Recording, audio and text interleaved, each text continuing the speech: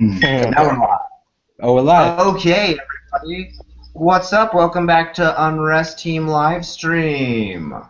Oh, I gotta It's fix my been hair. months since my last confession. Yeah, pretty damn close. Yeah. Um, we're back now. Let me go ahead and do a Japanese intro too. Konnichiwa minasan.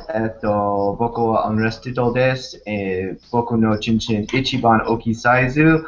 Hoka no UnresTEAM member wa hantou chisai chinchin ga aru.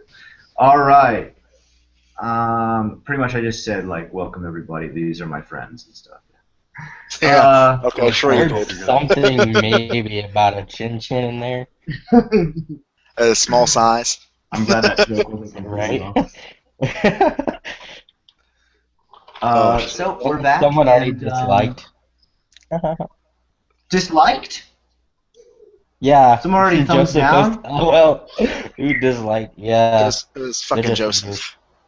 Yeah, I bet it it's was. definitely like I have some haters who literally follow my channel just to hate I it. bet Joseph did it. Probably Joe. Yeah. That would That comes be with being Joseph. famous.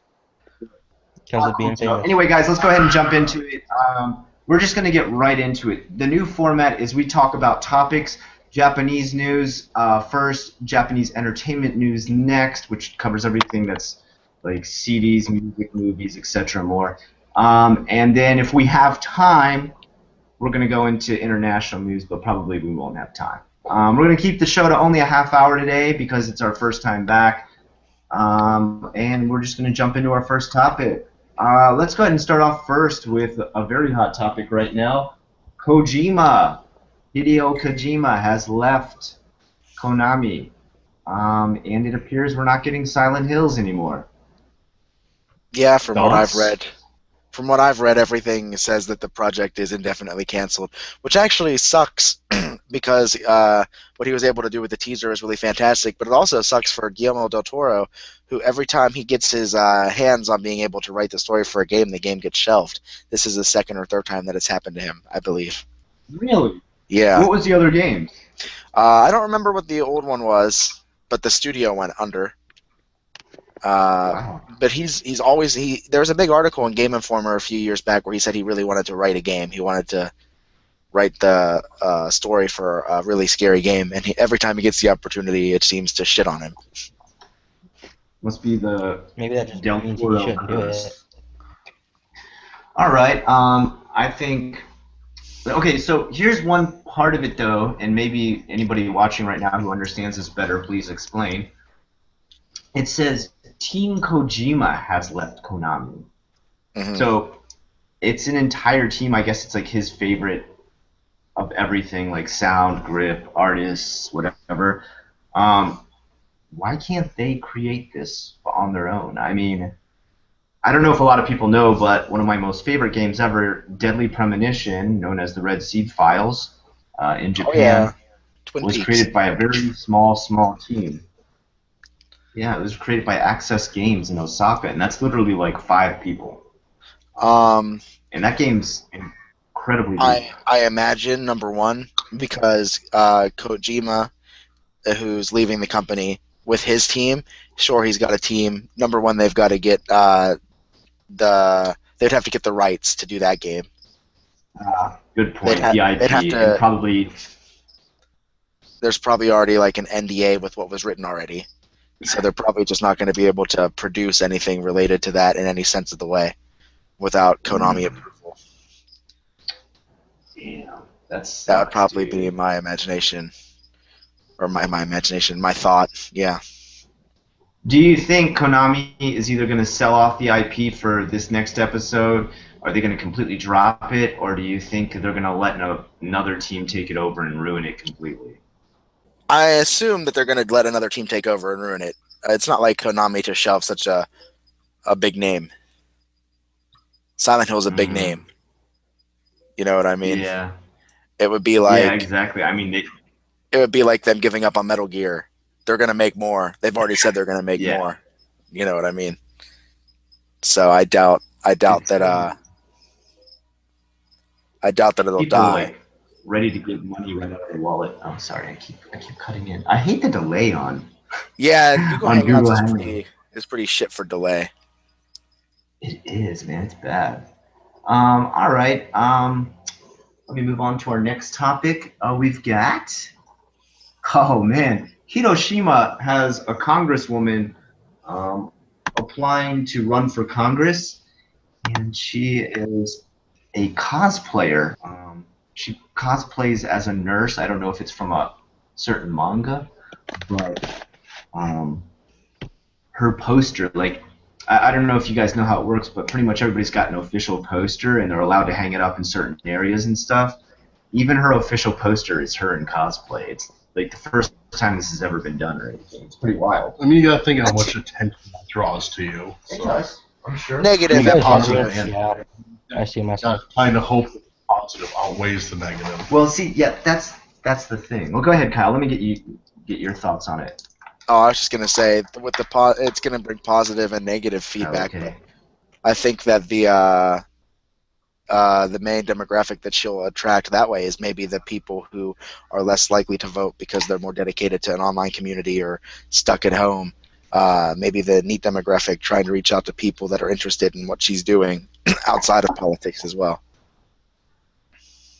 But the only thing, like, I thought at first when I heard that, I was like, that is so cool. But then I thought about, what if, like, politicians I voted for in my own country were in cosplay? Like, how serious would I take that? Like, if fucking Barack Obama's in a Superman outfit when he applies, you know, like, I'd be like, oh shit, that guy's crazy. I don't want him running my country.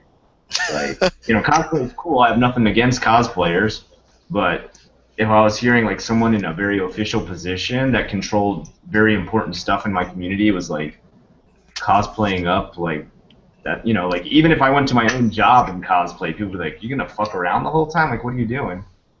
Well, I mean that's fair. Like I said, it's all about the publicity. Whether it's positive or negative depends on how everybody views it. Fair enough. Fair enough. All right. I think that's the one I put was next. The 25-year-old NEAT. Oh, okay. So you go ahead and bring this up. Yeah, I don't want to start everything. Go ahead. All right, the 25-year-old NEAT running for city council in Chiba, sorry, in the Hanamigawa ward. Basically, he's a 25-year-old shut-in. He professes having no business experience, no political experience, and he's been a hikikomori for about 10 years now. And he's doing all this just to help hikikomoris get out there, I guess he says. Like, he says he uses their feelings because he knows how they feel to help them get jobs or get out there in the world. So now he's trying to run for city council. I found it to be found it fun. I think that's cool because I think there does need to be more social awareness about hikikomoris. At the same time, it does kind of like I guess it kind of has this, like double-edged sword that the cosplay thing does too. It like can kind of shine a negative light on the fact that it appears people that are running for it aren't taking it very serious. I mean, don't get me wrong. If it was possible to be a congressman from home, I guess that would be okay. But I just can't imagine. I would love that. I get to make money while doing nothing. Oh wait, they already do that. Yeah, Congress people already do that. All right. What do you guys think? What's your thoughts on hikikomori? And we should explain what a NEAT is. What is a NEAT? It means I can't Not remember employed. exactly what the abbreviation. Not Or, but employed, it's like education, someone who or went to training. college. Yeah. No education or okay. All right. Yeah. So pretty much someone who like went to school, finished school, but has no skills that they can use to get a job. So this guy's trying to do a lot with very little. Pretty much. It's basically props to Jared. him for sure. Yeah, that's me. Jared's a NEAT. Ouch. Got him. Sadly. Okay, But I and get we out got and do things, so. Yeah, you're not really a hikikomori. NEAT and hikikomori are very different. Well, yeah, where do you go? How do you get out and do things? You just go to GameStop and back to your house. I go to college, damn it. That doesn't Fuck count. you. He goes to Yeah, college it at home does. on the computer. I do Very not. I have to show up. All right, very so- interesting. Let's move on to our next one. China wants Japan to change their history books to include a better and longer description of the rape of Nanking, or also known as the Nanking Massacre. Are you guys familiar with that? Yeah, Yeah. very. Yeah, it's a brutal part of the history of Japan. For those who don't know about it, just to go into some small details of the entire massive thing that happened, it was pretty much like a death march forced on Chinese and other POWs during World War II. And a forced death march to make them build facilities for Japan for the parts of China they took over. They did horribly cruel stuff, things like throw babies into the air and catch them on the bayonets. So you can just imagine, that's just one of the many horrific things they did. Japan, from what I've heard, and this is from Japanese people, they do have it in their history books, but it's just like a blip. It's like World War II was really hard, and Japan got annihilated during that time, and oh yeah, Rick and King. Anyway, and Pearl Harbor was back. Like, and yeah, they just like. And I've heard also they just breeze over Pearl Harbor too. Like they were just kind of like Japan righteously attacked and did some stuff. Anyway, Japan was horribly massacred by America. Like, I think kind of like all countries though are guilty of this. Like maybe Yeah, they're you can't. part of. It Go ahead. No, but it makes me angry as a history buff that I am to see it skipped out. I mean, this tension between Japan and China that you have, and it's very serious because like it's pretty much on Cold War terms as we were with Russia with them, and you, they're angry because Japan won't acknowledge their history, like with the rape of Nanking, because China finds it extremely. They found it extremely deplorable in that act, and they feel like it should be honored and taught, saying this is what you people were. But at the same time, no country wants to really relive this past that they have. I mean, Well, I mean, America has like nothing that in their history books about what we did wrong, and we've done plenty wrong in our time. Yeah. yeah, like for instance, during World War II, no one over here talks about the Japanese internment camps that we had in America, Exactly. Yeah.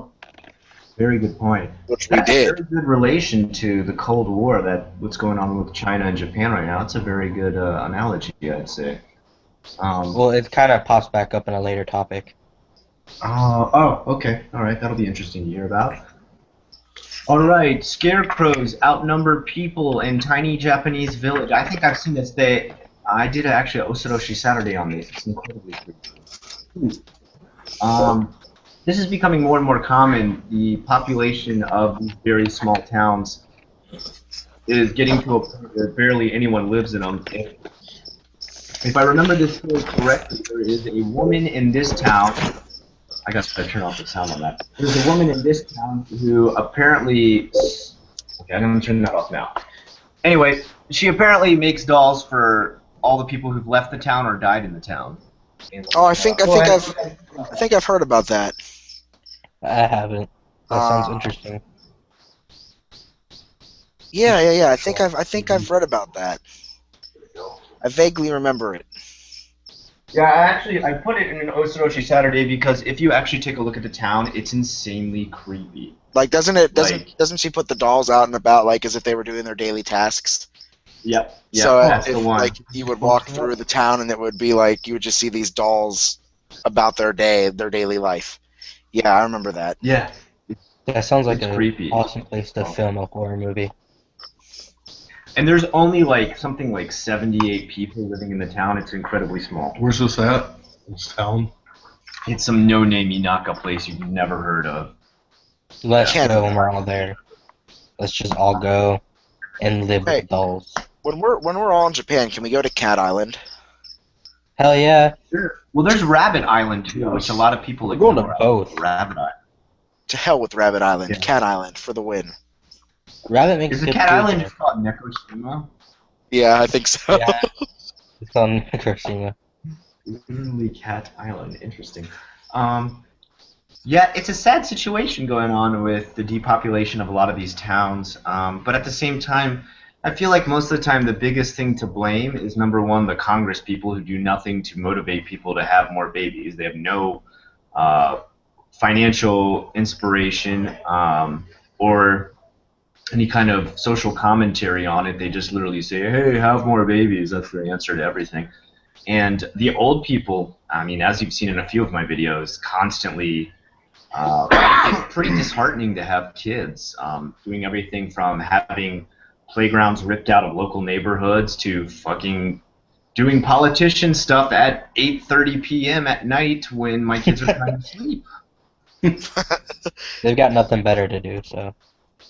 Yeah, they definitely don't. It's funny, you know who the biggest supporters of that video were? It was the Japanese people that like, yeah, seriously, fuck you, go home. Like, I was like, yeah. And a lot of your haters were actual people who don't live in Japan. Look at that. Yeah, that's always the case. Well, there's either the people who enjoy vicariously watching my life in Japan, and then there's the people who get super jealous. So you deal I'm with not a even bit with both. I'm not even sure Japan is real.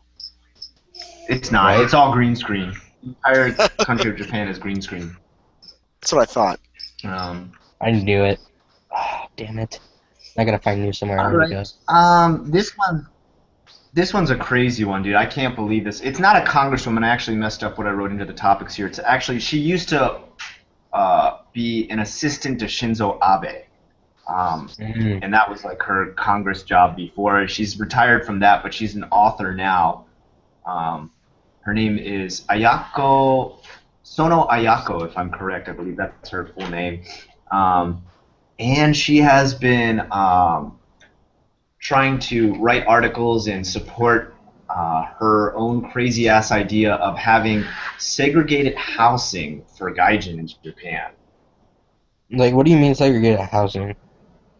Pretty Like, much split the races that if you are not a Japanese person, there is only a certain set of houses built by the government in which you can live in. okay. Yeah, I so know what to imagine say like because I know. industrial blocks and residential blocks. Go ahead, sorry, go ahead. No, I was just gonna let you finish. Because I know there are share houses, and I thought that was. I don't think they're segregated, but I mean, they're That share houses. seems Everybody has their own little private place. So I was that just like, seems so sort are they of gonna try to half it, or they're building new places? Only Gaijin go here. That's what I was curious about. Kind of, yeah. Go ahead, Kyle. that seems a little bit backwards to me in thinking, seeing as a lot of Yeah. the other stuff that you read about politics in Japan is that they want to encourage not naturalization, but globalization because of the declining population in Japan is a major concern. I mean, it's one of the oldest populations, one of the highest aging populations. So they talk about wanting to globalize Japan and bring more people in to hopefully stimulate the growth of their country. But then you've got certain politicians who are like, well, let's segregate the people that we want to bring in here, which is backwards thinking. But at the same time, that's not to say that it doesn't happen elsewhere. Here, we've got politicians that want to take away women's rights and all that wonderful stuff. It's just funny to see how political ideals are the same in some ways in completely opposite ends of the world. You've got radicalists Very that true. have their own agenda rather than the country agenda. That's exactly what it is. They have their own agenda. You know what her base is? Okay, so Not even. let me just explain a Go little bit ahead. more. She Yeah. says the reason gaijin should be separated is because they have different living habits. And her example that she gives, and please, this is her example, this is not me saying this. She says that, for example, black families like to have many, many kids, and they should have their own apartments so that they can have tons of kids and not bother people. And yeah, and she said, and I know this because I studied the South Africa apartheid 20 to 30 years ago, and it's like, so you're going off of information you learned from 20 or 30 years ago. The world has changed since then. We've progressively gotten, like you said, more globalized, international, and open to an international community. And like you said, she's taking a huge step backwards by even suggesting such a horrible thing. Yeah. I mean, this isn't Japan's not China, and that's not to poke jokes at China in any way. But I mean, in China, when you're a foreigner, they're a little more strict with how you have to where you have to reside. Like you always have to. You have to know. They have to know in Japan too. But you have a little bit of leniency. You have a couple of days if you move to register at your new immigration area and all that stuff. But in China, you have to do all that before you even move anywhere. Like even as a tourist, you can't just decide to go to another random hotel without having booked it first, because immigration controls it all. Wow. They need to know where you are, because they don't want illegals running around in the country. God, really? That's really Yeah. inconvenient. Holy shit. And so, it's just stuff like that. And now that could also be false. That's just something I read. I've never been to China, so I've never experienced the cultural rules there when it comes to dealing with foreigners who are traveling. So don't take my word for it. Do your own research. But that's what I've read. From what I've heard is their government is pretty lax and loose. Like they're pretty not really good about how would you say enforcing the rules that they make. That they're just really just disorganized for the most part. Mhm. Just saying, no attack on China. I'm just saying what I've heard from. I'm saying I've heard this from people who live. Yeah, I'm Yeah. not trying to attack China either. I would love to try and teach there someday for a little while, but it's just stuff that I've read from people who've experienced it. I've never experienced it, so. Yeah, understandable. All right, let's see what we got next, man. Smartphone crime at convenience store. Hold on, I gotta click on this one. Give me a second while it loads. Convenience store employee in coma after trying to stop a shoplifter from escaping. Oh yeah. I read about that one. Kind of a stupid one. Mind you, no one should steal from the stores, but this lady was the guy just stole some manga, and she ran after him, grabbed onto his car door, and then they drove away, and she got knocked down by the car. It's for a couple of manga, first of all, that's not your job. That's the police's job. I'm not sure what you would do that for. I know the first thing they teach you if you get robbed is just give them whatever they want. Yeah, you're not to play the hero in the situations like that. Especially when you're a 61-year-old lady. Even if you're a 70-year-old or 60-year-old man, I don't know why you would go out and do that. I don't know. To prove their youth. There is an interesting story also. This is another not local, but it's a small story like that one. A woman slashes the face of her husband with a knife after he forgot to wash his hands after using the bathroom. Oh, that's right. I haven't even heard of that one. She's actually gone to jail now for attempted murder. Really? Yeah.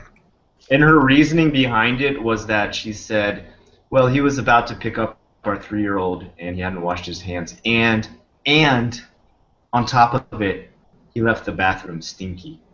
I'm serious. I'm not I sound like I'm being facetious with such ludicrous terms, but. Oh my goodness, that's ridiculous.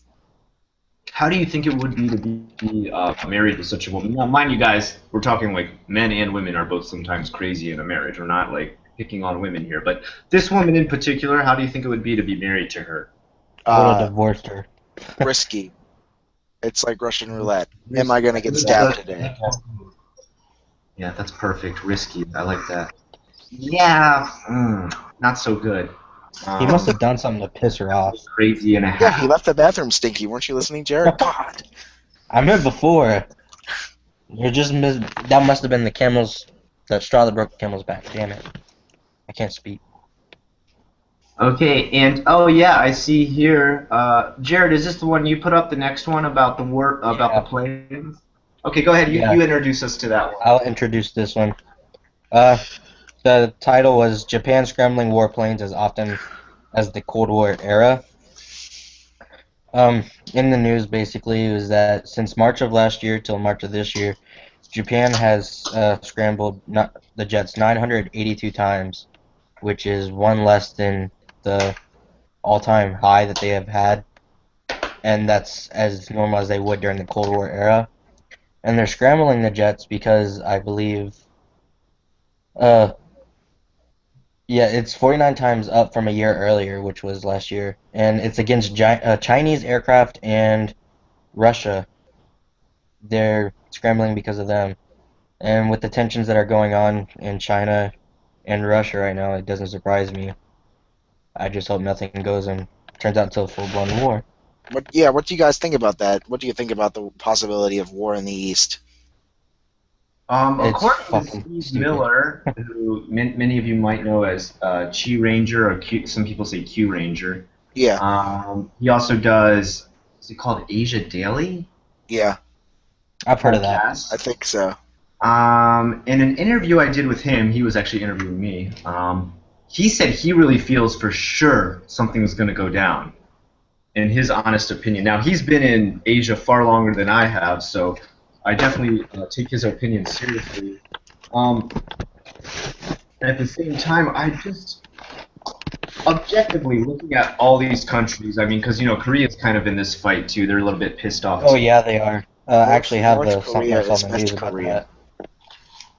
Sorry, say again. Say again, Jared. I'm sorry. There's something I saw recently with North Korea. Not North Korea, South Korea. Okay, outside the embassy, outside the Mm-hmm. Japanese embassy in South Korea, there were a bunch of protesters who held up a cardboard cutout of Oh. Abe and started cutting the throat out, saying, having Japan leave the country, no more Japanese, stuff like that. So there's been a lot of tension lately, especially since South Korea and Japan's both their prime ministers are supposed to be flying to Washington here sometime soon in order to meet and talk about relations, which I hope doesn't blow up and cause something stupid. Also, I'm kind of worried about the whole Okinawa thing too, Well, with Oh yeah, Okinawa. We got the the base moving base. there. It's still not moved. Let's save that topic for next. We'll do that next. Well, I mean, objectively looking at all of it, and I love Japan, but Japan's acting like a little kid, just like the rest of these kids in the sandbox. Um, I think they're all caught up in this like post World War II, which I can't believe how many years later they're caught up in this bullshit. No one wants to admit anything that they did. No one wants to take responsibility for anything. And they continue to like fight over stupid shit like land controversies with the Senkaku Islands, which is Yeah, total BS because after World War II, that was pretty much mapped out to be Japan. China never said anything about it for like literally almost a century, and now suddenly they're all pissed off and like well, this is ours. Some of them are even so crazy that they're like Okinawa is ours too. to be fair, in the Senkaku thing, Mm-hmm. mainland China wasn't part of the UN at that time. Mm-hmm. Uh, it was only what is it? Is it Taiwan down there? the Republic of China. Yeah, Another they were country that holding they say is part of China, by the way, Taiwan. the UN seat, and that's probably why now mainland Yeah, they China didn't care for it is freaking out about everything because they didn't have the power until fairly just here recently recently. in the grand scheme of things. You know what I mean? Yeah, they were Yeah. currently in the Warsaw Pact with Russia. But in my opinion, as far as war in the East is concerned, I think that if South Korea tries to do anything, they're going to get screwed at home. Because as soon as they start a conflict elsewhere, North Korea is going to go back down south. It will Oh just yeah. happen. As soon as they Yeah. are given an opportunity, it will happen. So they've got to be careful on that front. Because North Korea is just biding its time. I think that's Oh, pretty all. much. I, I want to say that North Korea is kind of edging South Korea to do something, in sense of not. It doesn't really matter if it goes towards Japan or North Korea themselves. It's just I think they want something to retaliate against because their their new little leader there is getting just edgy with himself. North Korea is best Korea, Jared. Deal with it. Yeah, I ain't going with Okay. that. I think one aspect that a lot of people don't take into account is that North Korea is absolutely barren of resources for the most part, Oh, and yeah. It is. Yeah. a lot of the way that they survive is by literally bullying another country and then saying, "Hey, we'll stop being an asshole if you send us some supplies," and they just constantly recycle that plan over and over again. Anybody interested in Asia, I implore you, research North Korea, not because of the crazy things that they do, but to understand what's happening to the people there. There are tons of interesting, like super interesting documentaries out there about different facets of North Korean life that we've been able to find by. I know that there are people who provide cameras to just regular citizens. They sneak them across the border so they can get the images that you're not supposed to see. You know what I mean? And they risk sneaking them back so the world can see what happens. But then on top of that, take a look at some of the films that the North Korean government wants you to see, and just see the giant leap there. Like a good documentary in question is whenever they interviewed the American who defected to North Korea during the Korean War, and he's still living there. And there's an entire documentary about him.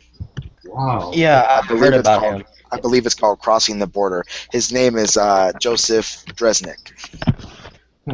Yeah, So I heard anybody about interested him.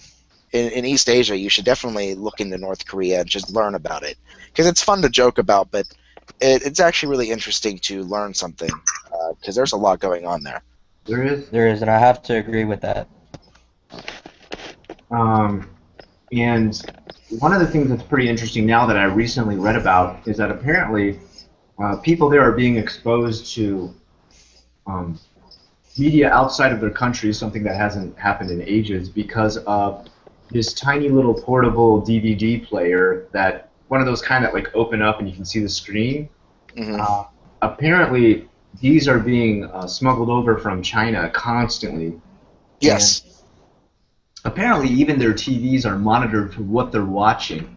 And what You. they've been able to do is put a USB in there that has footage from North Korean shows. So if they check what they've been watching, it looks like only North Korean shows, but they've been recently, watching everything from, outside movies to the interview, which, of course, some people might know that there's some activists sending balloons. I got. Yes, I was about to mention that. Um, Dude sending like hundreds of copies over there there's a by video. balloon. There's a video by National Geographic, I think maybe. Mm-hmm. That might be wrong. I'm not sure the company that made it, but if anybody out here in the West has Netflix, there are 3 or 4 good North Korean documentaries on there. One of which is done by a Japanese citizen who uh, helps like do documentaries about North Korea, and he helps smuggle cameras and DVD players and thumb drives and all that sort of stuff into the country. Do you know the By title, perchance? I can find it. Give me 1 second. I have to, if you have to compare it like electronic wise, like the monitoring of the TV, I would have to say read the novel 1984, Yeah. because it's quite similar in that sense. Yeah, that's a perfect example of the way they're run. I mean, even down to the fact that, like, there's actually only a certain number of haircuts you can get in North Korea. Yeah, I have seen that. There's standard haircuts that you have to pick. All right, so there are 2 documentaries right now on Netflix about North Korea. Secret State of North Korea, Uh-huh. which is by PBS. I'm not sure what that one's about yet. I haven't seen it, but the one I'm talking about is called Inside North Korea. There's another one I'd just like to mention, which I think is really important because it really gives you a scope of what life is like for the kids. It's called The Invisible Children. Hmm. It's, I mean, it's a bit heartbreaking. Be ready for like a bit of a tearjerker, but I mean, you see what kind of plight those poor kids have to go through. They're like literally starving to death constantly there. So that's a rough one too. But yeah, please get educated on it. The more the world knows about North Korea and their plight, maybe the sooner a revolution will happen. Someone will think of some People don't kind of idea. understand how well North Korea controls its own image. They think about it as a joke, and that's what North Korea wants you to do. They want you to think that they're not doing anything in Oh their yeah. country. They want to be left alone until they're ready to do something. Mm-hmm. And that's what we're doing. We're letting that happen, and people should educate themselves so they know what's actually happening, because it's just sad in the long run. You know what I mean? But Well, I hey, mean, we have kind of a big part in that too of making it how it was because when after the Korean War, when it settled on the 38th parallel, we started sanctioning North Korea about what they can and cannot import and Oh yeah. deport and everything like that. And we contribute a hell of a lot. We still do it now about what they can and can't have. So technically, when North Korea claims that, well, the U.S. is making us this way, we did have a part of doing that. And Oh, a big part. Yeah, it's for sure. something people Yeah. you should look up. You should always, I know I sound like a teacher right now, and I should, but always fact check what you're told with reliable information and access.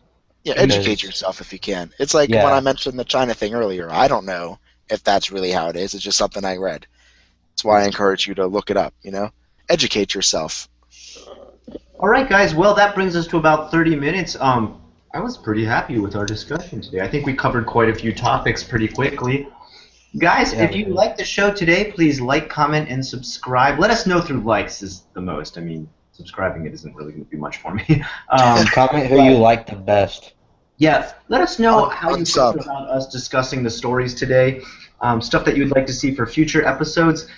If this show continues to progressively get more and more likes each time we do it, we may think about going back to 45 minutes to an hour for the show, and that way we'll have more time for like discussing, I guess, brighter subjects such as movies and games and music coming out of Japan, which I think people also want to hear about too. I think it's a good balance. But until next time, we're going to go ahead and sign off for now. I'm Unrested. Go ahead, guys. Oh, damn. I'm Kyle. I just want to throw out that if you want any topics to be discussed in the future, please use our UnresTEAM Facebook page that we neglect because we're lame. But that would be a good place to leave ideas for us to talk about. I didn't even know we had that. Yeah, we do. But we have but And guys, I'm Jared, by the now way. that my 4 months. Oh, I'm sorry, Jared. Go ahead. I'm sorry, Jared. I'm just gonna say, yeah, I'm Jared, and I'm still new, but find me on YouTube, Jared's Japan, and Oh hopefully yeah, you'll like me. I didn't even plug my channel. Maybe. That's okay. If you guys forget any of the channel names we say today, you can go to my channel. I've listed all of them on the side as recommendations. But yeah, 4 months of me having to work weekends is over. We're back. We're going to be back on the page.